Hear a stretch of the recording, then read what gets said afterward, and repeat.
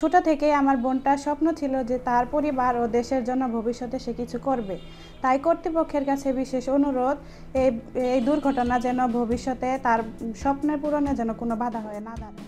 জামালপুরের ইসলামপুর উপজেলার জেজেকেএম girls high school and কলেজের বিজ্ঞান বিভাগ থেকে এসএসসি পরীক্ষা দিচ্ছিলেন মোহনা তানজিন মৌ, ডাকনাম মিষ্টি। গত বৃহস্পতিবার ইংরেজি দ্বিতীয় পত্রের পরীক্ষা শেষে বাড়ি ফেরার পথে পৌর শহরের মার্কাজ মসজিদ সংলগ্ন সড়কে ভয়াবহ সড়ক দুর্ঘটনার শিকার হন তিনি। দুটি ট্রাক ও একটি মোটরসাইকেলের ত্রিমুখী সংঘর্ষে গুরুতর আহত হন এই শিক্ষার্থী। দুর্ঘটনায় মিষ্টির দুই পা ভেঙে যায়, যার মধ্যে একটি পায়ের অবস্থা অত্যন্ত সংকটাপন্ন।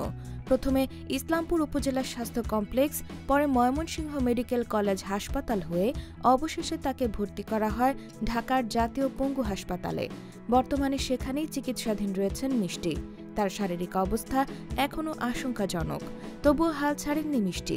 তিনি ইতিমধ্যে বাংলা প্রথম পত্র, ইংরেজি প্রথম পত্র ও দ্বিতীয় পত্রের পরীক্ষা দিয়েছেন। বাকি পরীক্ষাগুলো হাসপাতালের বিছানায় শুয়ে দিয়েই অংশ নিতে চান তিনি। মিষ্টির একটাই অনুরোধ, আমি পরীক্ষা দিতে চাই, আমি ম্যাজিস্ট্রেট হতে চাই। মিষ্টি আমারই ছাত্রী ছিল, খুবই ভালো, শান্তশিষ্ট,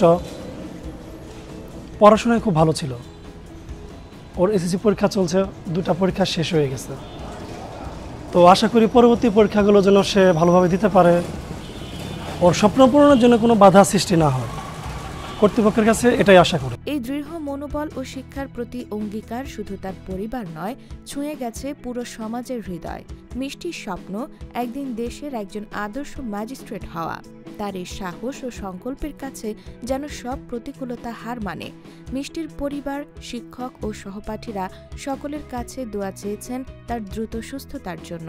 সেই সঙ্গে সংশ্লিষ্ট কর্তৃপক্ষের প্রতি অনুরোধ জানিয়েছেন মিষ্টির পরীক্ষায় অংশগ্রহণ নিশ্চিত করতে যেন প্রয়োজনীয় ব্যবস্থা গ্রহণ করা হয়। তার স্বপ্ন ম্যাজিস্ট্রেট হওয়ার, যদি শিক্ষা বোর্ড এবং বাংলাদেশ সরকার তার পরীক্ষার যেন বন্ধ না হয়, এই ব্যবস্থা করলে আমি খুবই কৃতজ্ঞ হব এবং আমার শিক্ষক মহলও চায় পরীক্ষা যেন দিতে পারে এবং তার সুস্থতা কামনা করি।